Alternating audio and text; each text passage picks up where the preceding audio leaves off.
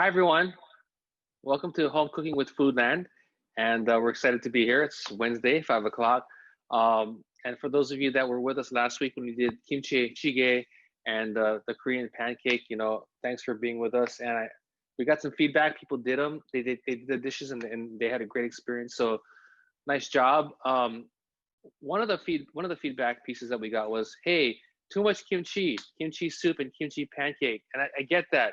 I was trying to show ways to use kimchi. So, kimchi soup one day, kimchi pancake another day. But if you're like all in on the kimchi, that's fine too. So thanks for joining us last week. And we're looking forward to our class today. I think the inspiration points for today's menu is really okazuya. And that's one of those fun things that I love to eat, and it's hard to find these days, and it's hard to find good okazuya these days. We're going to be doing, what are we going to be doing? We're going to be doing pork and eggplant, shoyu pork and eggplant, and we're also going to be doing nori wrapped chicken, two really delicious dishes.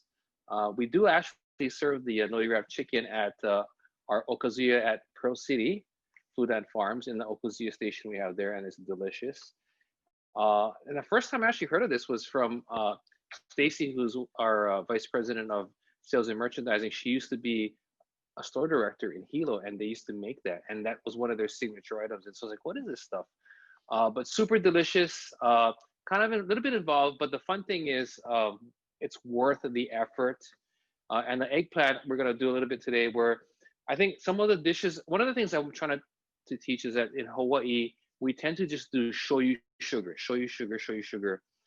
But what I've learned when I looked into Japanese cuisine is that yes, they use shoyu and they use sugar, but in many cases it's paired with dashi. And so it's not so strong. And so what I'm hoping to show you in the dish today is how to do it in a way that still has all those delicious flavors, but it's not so sweet and it's not so heavily shoyu-y. So why don't we get started? And as usual, Cheryl will be she'll be asking me all of your questions. And the way you can ask a question is using the Q&A function. So type in your questions. And if this is your first time with us, I love the questions. I don't always have the answers.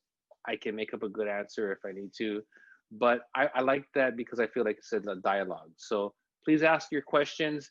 And they can be related to what we're doing, and they can be related to cooking in general. I'll try my best to answer all of them to the best of my ability, and let's get started. So we're gonna get going with the shoyu pork because that one kind of needs to cook, right? So I'll start with the pork, and I have a piece of this is, if you go into our store, you'll see these pieces usually in a tray, and it's called boneless short ribs.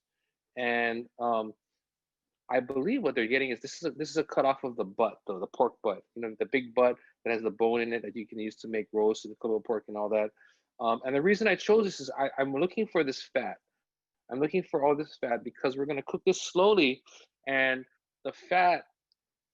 I need the fat in the pork so that it doesn't dry out while it's cooking slowly, and it's also going to add lots of delicious flavor. So we're gonna do some strips here. And for starters, what I'm gonna do is take it and I'm gonna cut down the middle.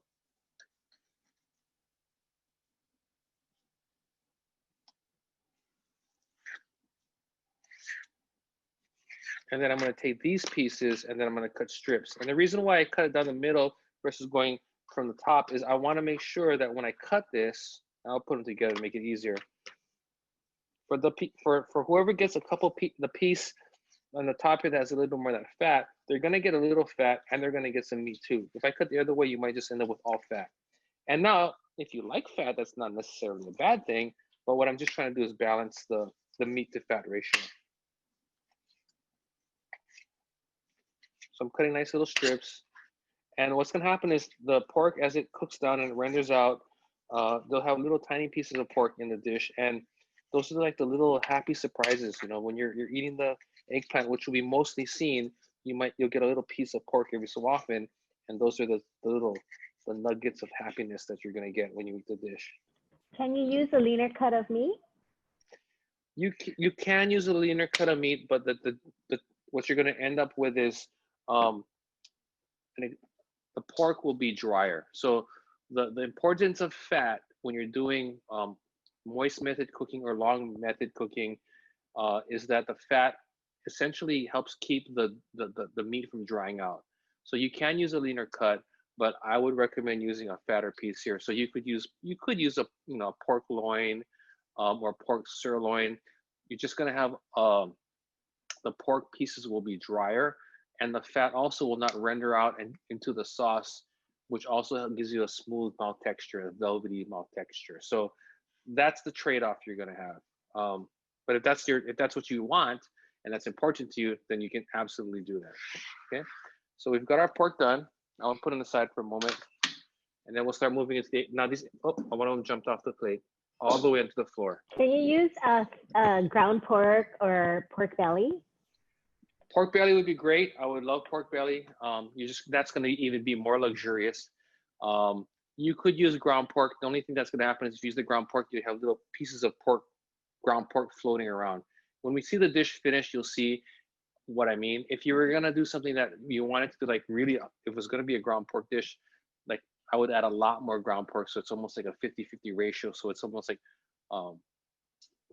Chinese food. And when I think, I'm envisioning like mapo tofu where it has that much pork in it. So you could, but then those are just adjustments and your own personal creativity applied to the recipe. So I'm gonna cut the stems off with this eggplant. These are long Japanese eggplant. And when I go to the store, I'm trying to find the skinnier, smaller ones because in my opinion, the skinnier, smaller ones have thinner skin. And that's what I want for this dish. I want thin skin because it's gonna be more tender to eat. So I have 4, I'm thinking, the recipe that I sent everyone has 4. I'm just trying to eyeball this and maybe I'll use one more. I'm gonna do 5 here. But one of the things that we always talk about in the cooking classes is that I'm trying to teach you guys basic or foundation recipes, right? And then the recipes that I teach you, unless I say specifically, there's a lot of room for you to interpret and to kind of like use feel. So I said 4 eggplant in the email, but I'm using 5, and the recipe can handle that. So we're gonna cut them on a bias. I'm using pieces. I'm cutting them about pieces that are relatively bite-sized. And a bias, by the way, means to cut them on an angle. If you wanted to, you could cut them straight down, but I like the look. It gives it a nice look, I feel like.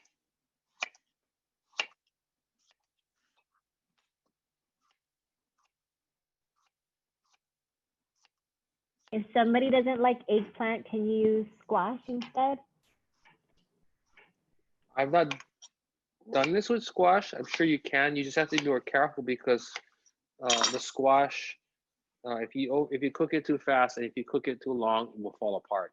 What I like about the eggplant here, and part of the reason I'm leaving the skin on is the skin acts as like I don't know what you call it, it's like a casing, right? And it helps hold it all together in the event that you cook it for a long time. It gets very tender, but it won't like dissipate and fall apart. So if you're gonna use a squash, you just gotta be careful. I'm thinking like opu squash, the green squash. Kabocha, you could probably do this with. It'd be very interesting. I've not done that with. You could also potentially do this with daikon, and that would be interesting. So they're just different experiences. You could use chayote. That would be an interesting way to do the dish. But I'm trying to do what I used to see in okazuyas, which is the eggplant and the shoyu, and this is where the inspiration point came for this dish. So we have our pork, we've got our eggplant. We're gonna come over to the stove here. I'm gonna kind of heat it up. I'm gonna start on medium high, and I'm using a pot that has pretty good sides. Wait a minute, I'm using the wrong pot. I'm gonna use I'm still using a pot that has a fixed bottom, but in this example, I'm going a little bit higher because we're gonna have a liquid that goes in there. And like you see these pots here, I use pots that have very thick bottom, and both of these have a thick bottom. And the reason why I do that is because the thicker gauge bottom allows you for very even heat distribution. If you're using inexpensive pans, you probably are experiencing where you have hot, really hot and really cold spots, or the food burns before you want it to. And what a very thick bottom pot will do is really it holds the heat, and it allows to accommodate the stove where it may be heating and cooling and heating and cooling. It keeps a very consistent heat. Okay. So we're gonna put a layer, just a very light layer of oil into the bottom of the pan here. And in this case, I'm using, this is peanut oil. And we've had a lot of discussions about vegetable oil, peanut oil. I use grapeseed oil in the past too. You know, you have use what works for you. Vegetable oils are gonna be way more economical. The only thing about them is, you know, outside of, you know, different health things, they tend to get rancid quickly. So if you use oil a lot, then vegetable oil is fine. I use grapeseed oil and I use peanut oil. I like those because they have a very high heat tolerance, so I can get them very hot for searing, but they also don't go rancid quite as quickly as vegetable oils tend to. And I don't use that much oil when I do my cooking. And so by the nature of that, it lasts longer and it doesn't go rancid on me. So we'll let this heat up a little bit. I got my pork. I'll bring it over here. Avocado oil is still okay. Avocado oil is great. It's just avocado is also what I would consider a premium oil. And so as I think of about a dish like this, if all you cook with is avocado oil, great. If that's all you have, great. But for me, a dish like this, I think it's a delicious dish, but I don't think it warrants the use of avocado oil because it's a very good premium oil. You're gonna make a delicious dish, but I mean, if you're gonna do you're using avocado oil and you're gonna do something with really, really nice vegetables and all kinds of stuff. I'm trying to think of a better way to describe this, but it'd be good for that. So I did a bad job. Sorry. I'm trying to think about that for a second. We're gonna get a piece of this is a piece of ginger. It's a relative thumb size piece here. I'm gonna smash it with my trusty old Chinese cleaver.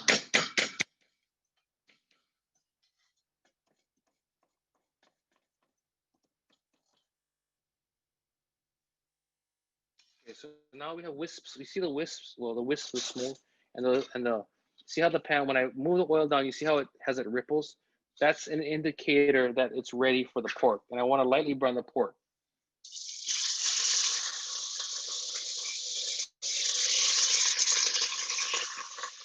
Again, listen to the sound. That's what you want to hear.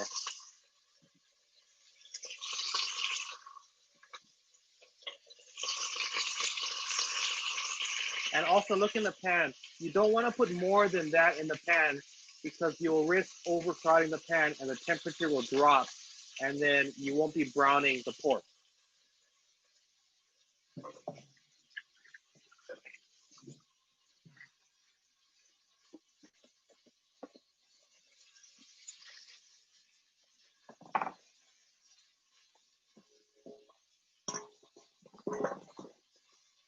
Any other questions so far?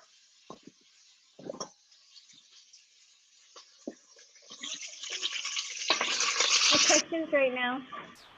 Okay, now I let the pork sit in the pan for a few minutes before I stirred it.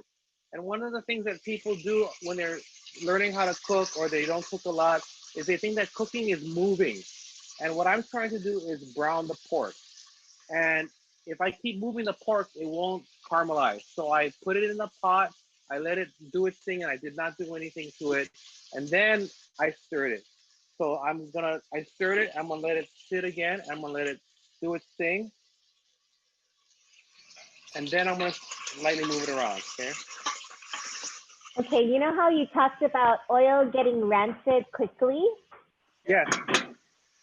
Linda wants to know if you can refrigerate oil to extend its shelf life. You can, and I've done that before too. So that's a great comment and a great tip. Yes, you can definitely refrigerate oil, and that will help stabilize it. And to that point, what I should have said is that for me, I tend to leave my oil out. And in our environment in Hawaii, right, if it's 90 degrees outside and your windows are closed because you're at work, it could get up to 100 something degrees. And imagine that every single day, that just really destroys the oil. So if you are able to put it in the fridge, then you can absolutely get really good shelf life out of the refrigeration.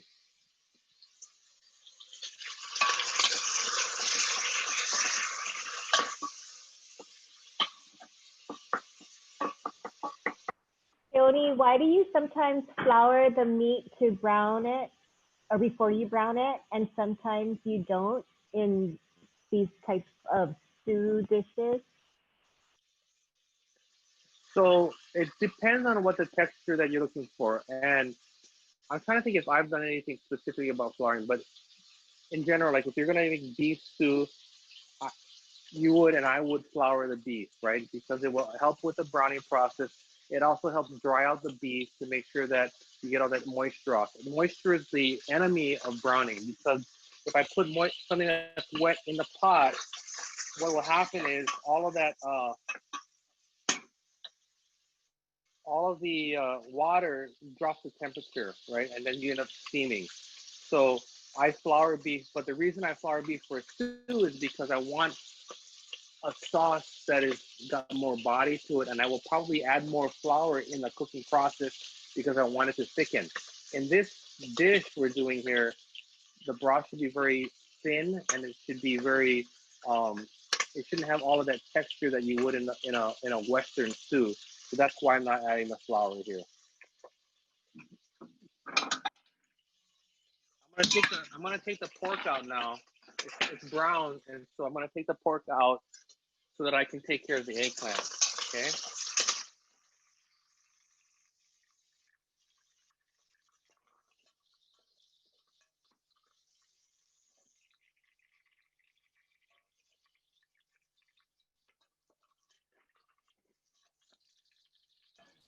If you were to refrigerate the oil to keep it from going rancid quickly, do you bring it to room temperature before using it? I would say it depends on the oil and it depends on how much time you have. I'm gonna pour some of this fat out because I have too much. Okay. See it, a lot of it rendered out to that pork, but I do need some for the eggplant. So and by the way, see all that brown stuff on the bottom? I want to make sure that goes into my sauce. So I'm gonna leave that there, but I'm gonna add eggplant here. So the question was, if I'm refrigerated oil, do I need to bring it up to room temperature before I use it? And I would say the probability is if it's vegetable oil, you don't have to, because it doesn't have the same kinds of saturated fat that, for example, pork fat or bacon fat or even coconut oil or even olive oil would have. And so as long as the fat is pourable, you're okay using it. But if it's, if it gets very viscous and it's thick, you may have to let it come to room temperature before you go ahead and use it. So I added the eggplant. And what I'm just trying to do here is lightly saute it so it starts to get some color on here. And I'm just trying to get the skin to lightly blister. Oh, this one jumped out. Just for a little bit. And then I'm gonna start adding my liquid. So I have some dashi that I have prepared here. This is 2 cups. And basically you wanna just use your, favorite dashi. There's a lot of different brands and there's a lot of differentness in dashi. So whatever works for you, you want to go ahead and add this here. If you don't have dashi, you can also use chicken stock, but I wouldn't use water, because the thing about what we're trying to do when we cook is to add and layer flavor. The dashi would give it a nice Asian or Japanese characteristic with all of the bonito, etc. Chicken stock is going to give you a nice meaty texture and flavor, and it will work well, but you're gonna miss out on a little bit of those nuances of flavor that you might get from using a dashi. I'm gonna go ahead and add the pork back. Do you have a preference for green eggplant or purple eggplant? I don't have a lot of experience working with green eggplant or the glow or the other different varieties, like there's the white one that looks like an actual egg. This eggplant, this long Japanese eggplant, I think I use mostly because it's very widely available. I think you're gonna get the same experience with whichever eggplant you have to use. Um, just they have different shapes, but this is very easily available, and this is the eggplant that I know of. At least when I go to when I used to go to Okazuya's to see what to get this dish. And do you need to soak the eggplant in water beforehand to take out the acid? I don't. You can. I mean, some people soak it in water or they salt it before, but I don't think it's necessary for this dish. So I just added that piece of ginger that I had smashed. We're gonna add a little bit of sugar. Question about the dashi. Do Yes. you use powdered dashi, bonito, or shrimp? And are you able to use vegetable stock instead? Okay. So I hang on for a second. I'm gonna put some shoyu in here. I'm gonna put a cup of shoyu in. So I got 2 cups of dashi here. I'm gonna put my 1 cup of shoyu in here. And then we're gonna put some meat in here. Hang on, let me check the recipe that I put here together. Half a cup of meat is gonna go in here.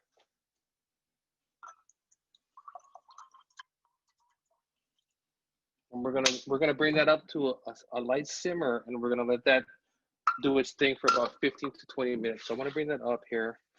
So the question was about dashi, right? And so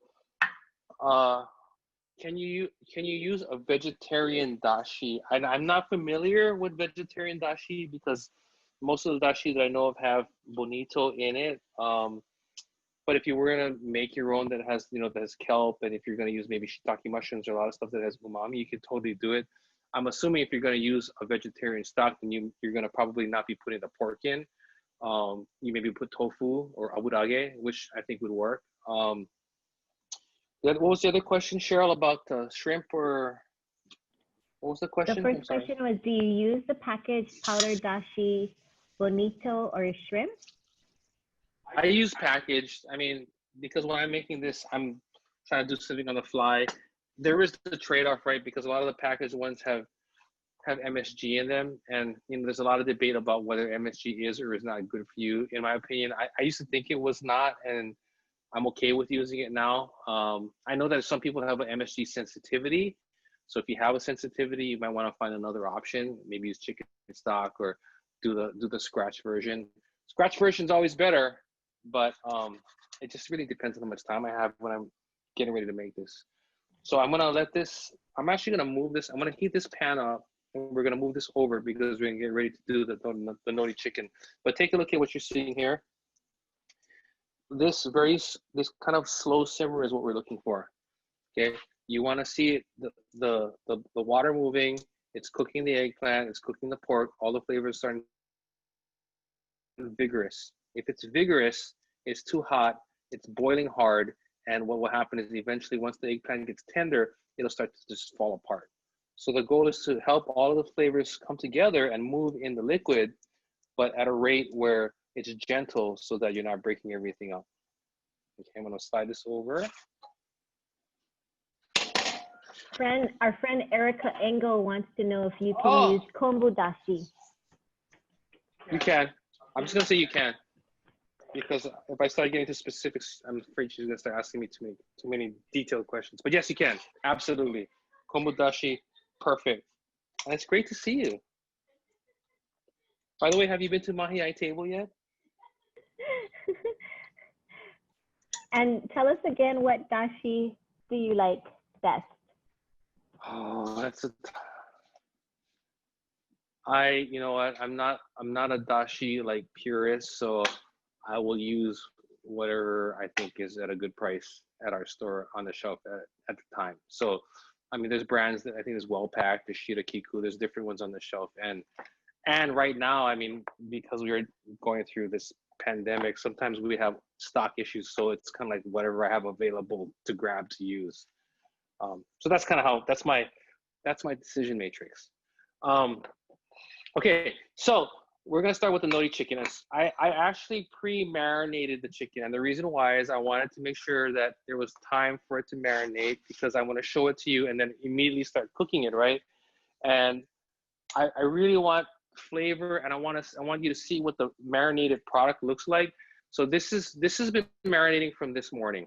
Okay, I have, and I know the recipe that I said has boneless, skinless chicken thighs, and I have those in here. But I also thought I'd show you guys how to use skin on chicken thighs because I figured someone was gonna ask me, and if you like skin, which I do too, it's really really delicious. But before I show you the chicken part, just as a really quick recap, the chicken pieces went into the bowl, and then I added the sugar, the shoyu, the garlic, ginger, sesame seeds, green onions, salt, the 2 eggs, and then the cornstarch and the flour, and I just mixed it all up together and just let it sit. Okay, a lot of this is all for flavor, but the flour and the cornstarch, or mochiko flour if you have that, are really going to help kind of like create this really nice coating. It's almost like making a batter that's going to make this. And the nice thing is, if you don't want to make nori chicken because it is more labor intensive, if you want to just make mochiko chicken, this recipe works great. You just don't wrap the nori, you cut the pieces of chicken smaller, do the same marination, fry them, and then like you're off to the races. Okay, so that's in there already. I'm going to show you how we do the chicken here. This is if you get the boneless, skinless thighs, this is what the piece looks like. Now you can make a decision as to whether you want to keep the fat on or not. Okay, I like fat. Can you tell us the minimum amount of time you need to marinate and the maximum amount of time? So I'm gonna let you can decide, and I'll just say that well, I would say at least an hour, but I would say the longer you marinate, the more that the marination will go into the chicken pieces. And I would say probably, after 8 hours, you're not going to get much more benefit out of that. And that's why, a lot of the recipes say like 1 hour to 2 hours or overnight. And the idea is that you make it, throw it in the fridge, go sleep, do your thing. And when you come back the next day, it's ready to go. So here's I'm going to show you what it would be like to cut the fat off. So you're just going to trim that off, and that's a nice piece there. Or like I said, you can leave the fat on. And you would just cut it down the middle. Now what you're looking for is 2 nice pieces that would nicely wrap with the nori. That will go into our marination. I will hide them in there, okay? Now, if you're gonna work with thighs, when we have whatever, 5-pound or 3-pound box, right? $3.99, you're gonna buy a couple boxes. This is what you're gonna get. And so when you're working with these, again, you want to take all the excess fat off. Let me check my eggplant. It's looking good. I'm going to slow it down a little bit. It's going a little fast. And then you want, yes. Carol said that you didn't cover the pot, and the instructions say to cover the pot when it simmers. So can you tell us, when do you cover the pot and when do you not cover the pot? You guys are very good. You can cover the pot right then and there, or you can not cover the pot. The difference is for me, if you're covering the pot, what happens is you're insulating it and you're not gonna let all the moisture get out, and it'll cook a little quicker. If you leave the cover off, you're gonna get a little bit of evaporation. So that's a decision you can make. But if I'm using the pot, once it comes to the simmer, I put the lid on top, and then I check it every so often. Okay. So look at all the skin here. If you really like skin, you can leave it on or you can fry it separately. But what I'm gonna do is I'm gonna trim this piece of skin off. You don't need that. I'm looking for all of the excess pieces of fat, and I'm gonna trim that off, okay? And that's like a nice trimmed piece. Now I'm gonna take the bone out. And when I'm taking the bone out, I'm looking for seams. Here's a seam here. I'm gonna cut through that seam here. And I'm pushing the flesh to the side. And this is the knife I'm using, right? You want to use a boning knife or a thin bladed knife with a tip. This is the tip that's doing all the work, okay? I'm gonna show you how to do it with the proper knife, and one day I'm gonna do a video. I'm gonna use a chef knife, and you're all gonna say, "But you said to use a boning knife." And I'm like, yes, that is technically the correct way. There are people that do use chef knives too, if you're in a bind. Okay, so I'm starting to see the bone here. Okay. Now what I'm gonna do is I'll take my fingers. I'm just gonna stick my fingers underneath the bone to like start to separate it from the thigh. And then I'm gonna take my blade and I put it in the hole, and I'm just gonna cut it. See, this piece decided to stick on the bone, so I'll have to cook that as a little, these are the ones that, you know, when you're cooking and you cook these and then you snack on them while you're making dinner for everyone. I'm gonna scrape the bone down because I want all of them, as much meat as possible to stay on the piece that we're gonna serve, and then I'm just gonna quickly trim it. And so these are the pieces here that you've taken off. But what you have now is just a really nice trimmed piece of thigh with the skin on that covers the flesh, not more than that, right? And then I'm gonna cut it right here. This piece is thicker and it's a nice narrow piece. This is kind of a thinner, maybe square piece, but from portioning, this is an even portion. There's a little bit of cartilage here. I'm gonna cut that off. Can you use chicken tenderloins to make this process easier? So if you're using chicken tenderloins, you're using white breast meat, right? And so you could, the challenge that I would say that you were presented with is they're thinner and they're skinny, so they cook quickly and you might not get the texture you're looking for. You have to make sure that you're cooking them just right. Just like using white breast meat. You could use white breast meat, but you're dealing with a very lean piece of meat and you have to cook it appropriately. I think part of the reason why this dish evolved to where it is because it's darker, it has more flavor, there's more fat, so it's more forgiving. And the important piece at the time, I think when the dish was invented or came about, was it's inexpensive, right? So we're using an inexpensive cut of chicken and we're making a really delicious dish. So here's the two pieces and I'm gonna put them in here so that they can marinate. And this is kind of like what a marinated piece looks like. So very similar, right? But you can see all of the coating and you can see the difference in the color. It's starting to pick up all of that shoyu, okay? And why did you put eggs in the marinade? I'll come back and tell you that why. So I put eggs in the marinade because I'm trying to, this is acting as a marinade and a batter at the same time. And so what I'm doing is I'm marinating the chicken with flavor, but the eggs and the flour and the cornstarch are all the part that make it the batter. So it's that coating piece, and that's what's going to help it come all together. When we fry it, you'll see what I mean.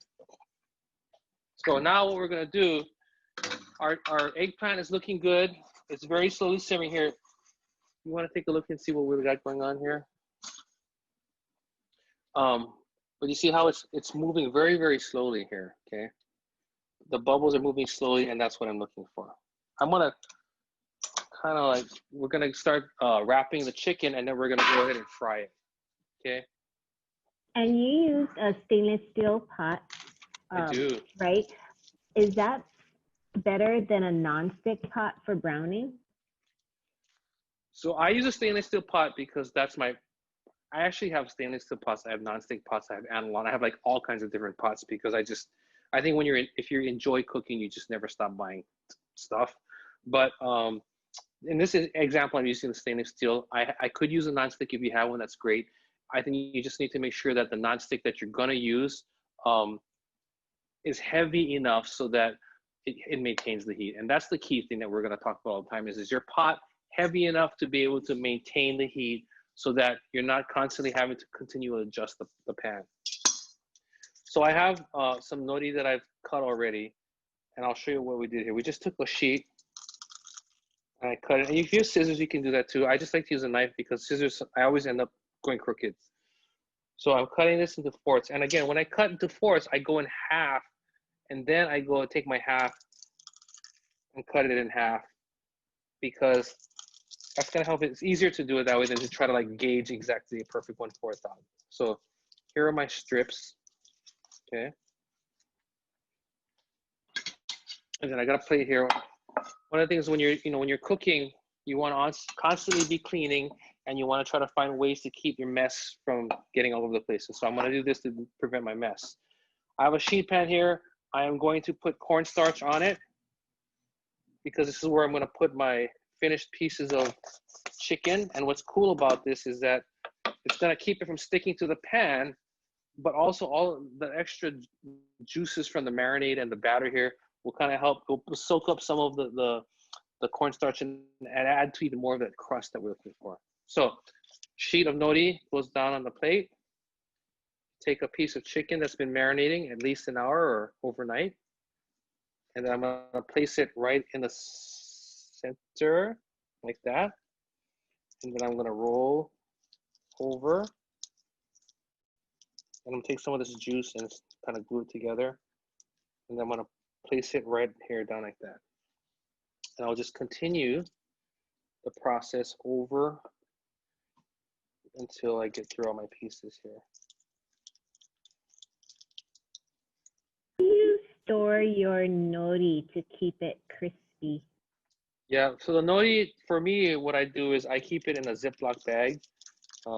And depending on what I'm doing, most times if I'm, you're seeing the difference, right? This is a skinless piece right here.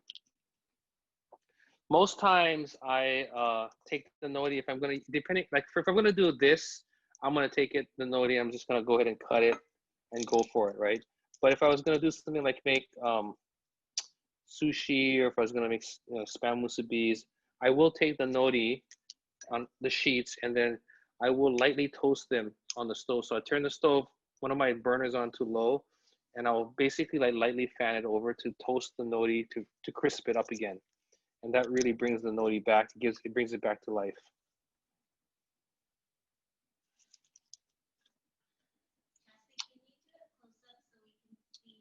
Can you do a close-up so we can see how tight he's wrapping the nori?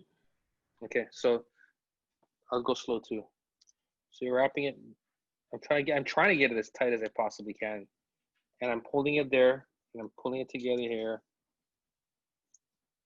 and then I'm flipping it over. It should be pretty darn tight. Okay, you want to try to push it as tight as you can without tearing the nori. So, you know, when you do this, the first time you do this, if you start tearing the nori, you just got to back off on the pressure, and then you'll arrive at the right tension that you're looking for this.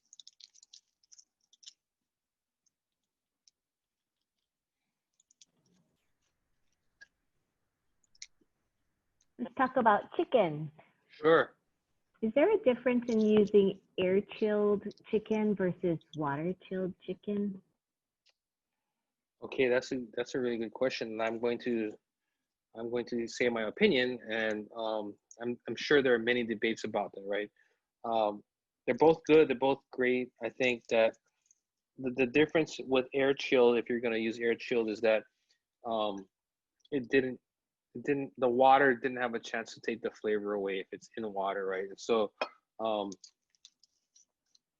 you know, just like when you're defrosting product, if you let it sit in your sink and the water is just running all over the product, all the juice from the item goes into the sink, and then you lost a lot of flavor. So I think the potential downside to water chilled is some flavor loss.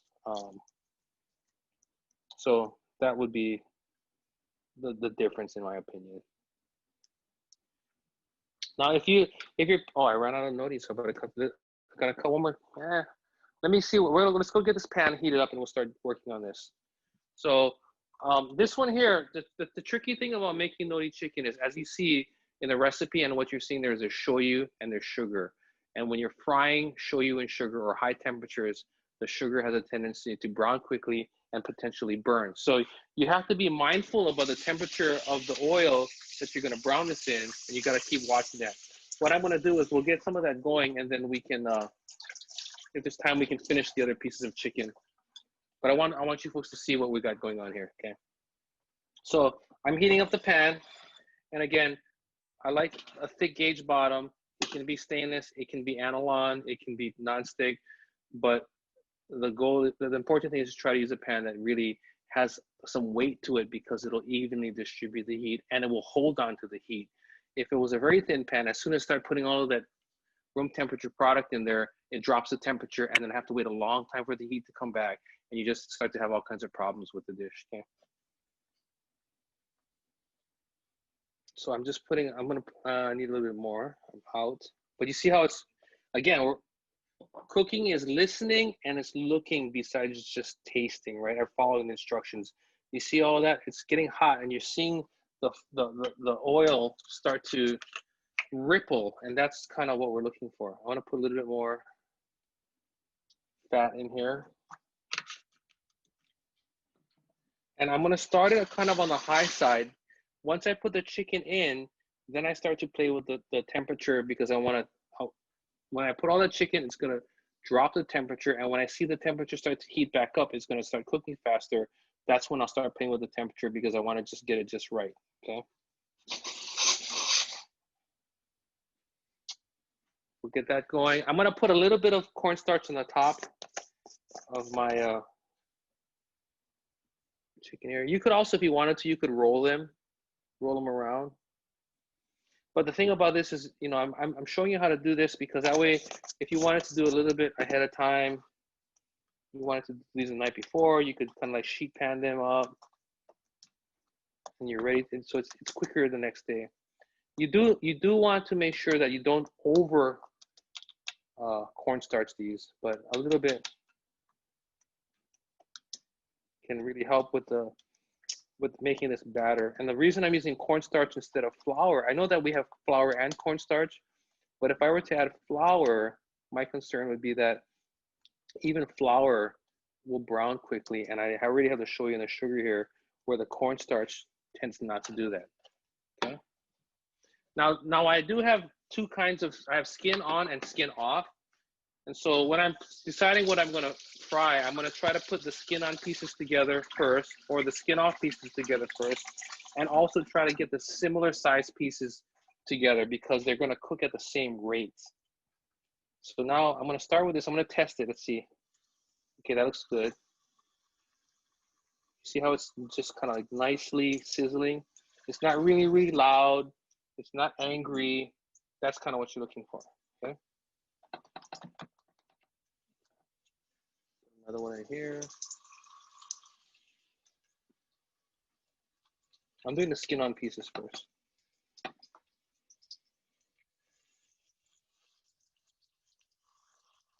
And one thing, when you're putting pieces into a fryer or a pan, or one thing I want to make sure that everyone does, just from a safety measure, is you put the piece in and you let it fall away from you. So the oil, if it splashes, does not splash on you, okay?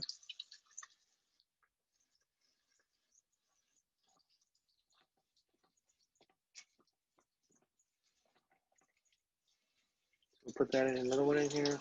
And I want to make sure there's room around all the pieces of chicken, because if I overcrowd the pan, I drop the temperature, and then the chicken does not cook at the rate that I want to, okay? Are you frying the skin side down first? Correct. I am doing skin side down. I want the skin to crisp up first, and then I'll turn it over. Good question. Great question. And why are you doing this as a shallow fry versus deep fry? I'm doing it as a shallow fry because I'm trying to use less oil. You can do it as a deep fry if you want. If you're going to do a lot of chicken, you could do it as a deep fry, but you're just going to have to continually keep changing the oil. In this method, I have it, you know, it's roughly halfway up chicken, so I feel like when I turn it over, the other side is going to cook perfectly fine. But you could deep fry this. When we opened the store and we were selling just so much chicken, we were using a fryer, and we were deep frying it. That's the challenge. Is we had to keep cleaning the fryer so frequently because of the fact that the flour was coming out in there. About how long are you cooking the chicken on each side? I would say 4 minutes, and so that's just a baseline. What you want to look for is a temperature. If you have a thermometer, when you check it with a thermometer, you want to look for something that's roughly, you're shooting for like 165 to 170. How's that looking? I think that's looking good. But you see how the cornstarch is adding a layer of crispiness, but it's not over browning. But you also see how brown this has gotten because of the shoyu and the sugar that's in there. while that's cooking, let's do a little bit more. I'll finish wrapping the pieces that I do have. One. I know you don't have an air fryer, but do you think someone could do this in their air fryer? You know, I don't know. You can try it. I think that the thing that I don't know about an air fryer is if that convection and however the oil circulation works is enough to fry and crisp the batter here. If you're able to do fried chicken in an air fryer, then you can probably do this in an air fryer. Have you done fried chicken in an air fryer? Let us know.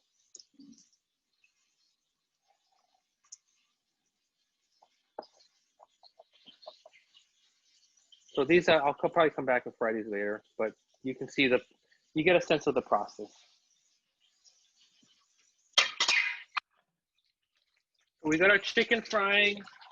Take a look at the eggplant we got going. That's looking really, really good. You want to feel them. You're trying to look for really, really nice tender pieces. I think it's looking very delicious. It smells delicious. We'll let that go for just a second more. You know, it's always fun when I happen to be a little bit ahead of schedule. So while the chicken's frying and the eggplant's finishing up, I figured, what the heck, let's see what else we can do just to like round this whole dish out. For those of you that were on with us when we did the crispy skin salmon, we made namasu, but you know, since we have some time, I figured I'd do it. It's probably not exactly the same as the last one, but for those of you that maybe weren't on that video, we'll do a quick one here right now. And this is all just by feel. I'm cutting off I'm cutting a few strips of the skin off so that when you eat it, it's nice and tender, because too much skin can be not so pleasant. I'm gonna cut it down the center here. Going back to the chicken. Yes. Instead of the cornstarch, can you use panko? I would not use Panko. You could use Panko, but you're gonna end up with a whole different experience. And then if you're gonna use Panko, I mean, you're kind of like breading it in a different way. You could try it. I mean, you could marinate the chicken and then roll it in Panko and see how it comes out. So look, we're looking at about 120 or 130. So I'm gonna let this go for a little bit longer. I'm shooting for 165 to 170. Okay. We'll let that keep going.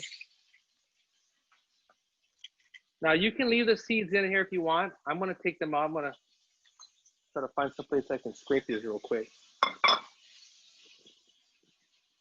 Take a little bit out. And it's just that pulp. I mean, it's a textural thing. If you can totally leave them in, but I'm taking them out because I want more of that firm cucumber texture.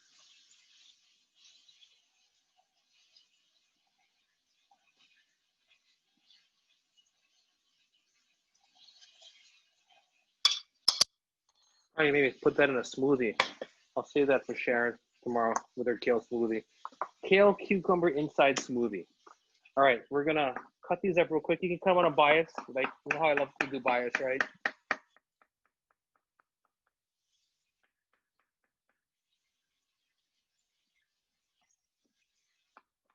By the way, we were at 130 on that chicken.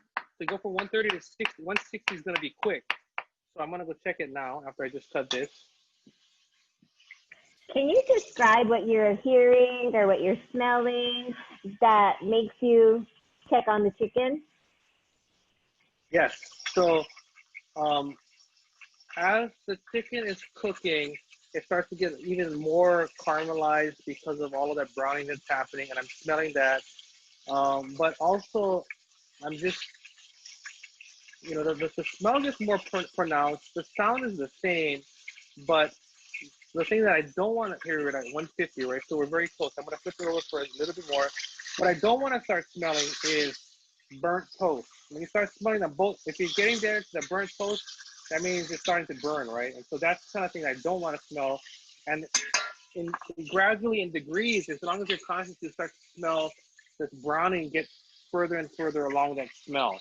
And that's part of the thing that I'm keeping track of. And the other part is just over time, you just build a sense of timing, right? And it's like when you're working on a line in the kitchen, it's like, how do you know if you're working, you're working 10 steaks and a bunch of fish and you got stuff in the oven, and it's just, you learn timing gradually. But for me, it's really about the toasty smell that we're getting. It is somewhat about the smell, the sound of the sizzling, but in this case right now, it's been very even throughout the course of the cooking. And even, in the amount of time that we've just spoken, I would say we would probably could even gotten to that 160.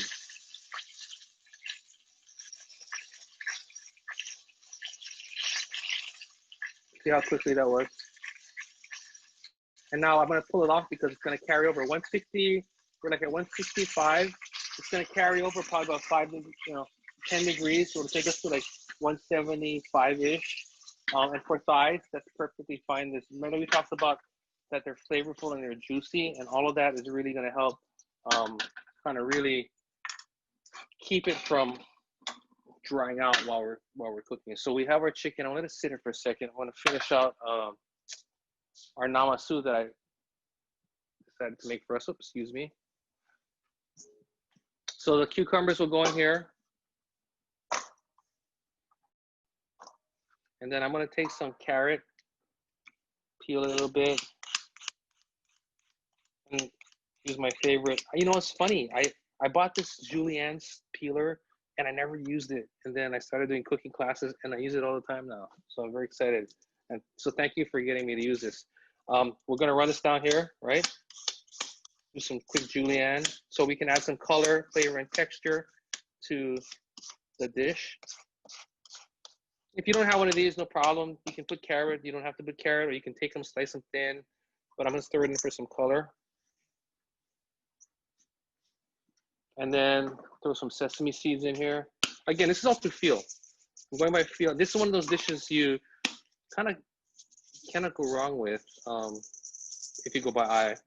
We're gonna add some rice wine vinegar. Splash. We're making a dressing now, right? Basically, right? So rice wine vinegar, and then I'm gonna add some sugar, a little bit of sprinkles of sugar in here.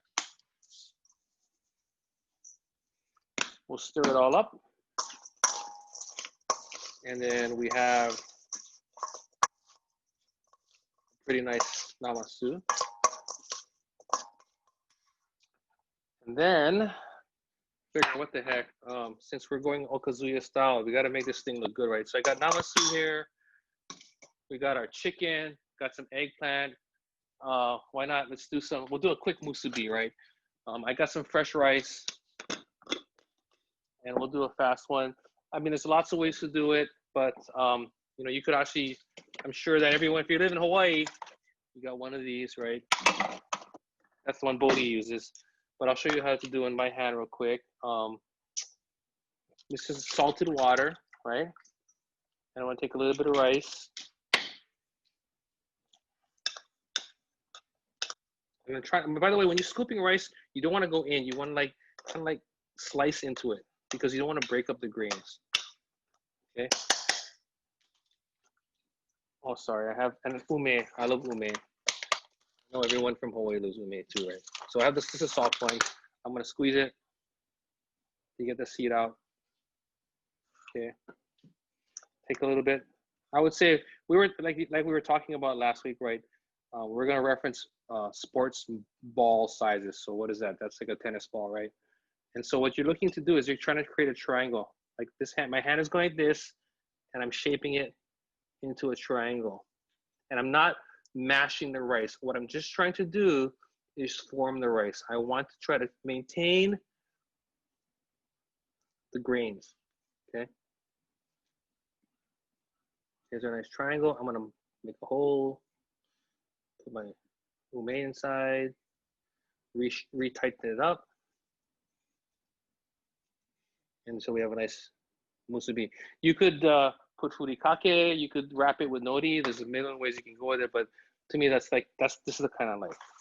I also happen to, just for fun, because you guys are all my favorite peeps, I made some potato salad. So what we're gonna do now is we're gonna wrap this all up, and we just have a few minutes left, and I thought, just for fun, because your food must go on paper plate, I would put it on a paper plate. As we're wrapping this up, are there any last questions? I'll show you the chicken here. Here's our chicken, which is looking nice and delish, right? I have our pork, our Shoyu pork, which is now done. And by the way, you know, this is great to eat now, but tomorrow, really delicious because it has chance to really like develop its flavor. Let me go ahead and cut some green onions. We have it, you know, you could, I'm gonna throw some inside here right now, but when you served it in a pot, you could use that, the green onions as garnish.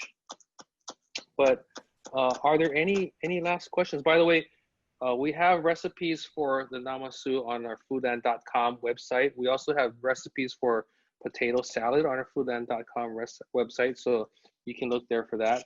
But let's build a really nice, I don't have a bento box, but we'll pretend, okay? I'm hoping I'm making everyone really hungry, because the smell here is just like, I can't wait. So we got a little bit of our namasu. Next time, maybe I'll try to make nishime and gobo for you guys. Can you explain, did you use salt or sugar for the namasu? Or when do you use salt, when do you use sugar? I used sugar. You can use, I could also salt. Salt's gonna give it flavor, is gonna give it that saline, sort of more on the savory flavoring. The sugar, of course, gives it sweetness. Both salt and sugar will extract liquid, so that's where all that water comes out after you put it in. Salt is for seasoning, sugar is for that sweetness. And so, I could definitely I could afford to put a little bit of salt in this, but so that's basically, you should put both actually, a little bit of salt and then the sugar. Let's put a little bit of, we got some more eggplant. You see those little nuggets of pork that I was talking about, those happy nuggets of pork? Put a little bit here. See, no need go delicate. Well, you can go to Foodland delicatessen, but this is like looking really good.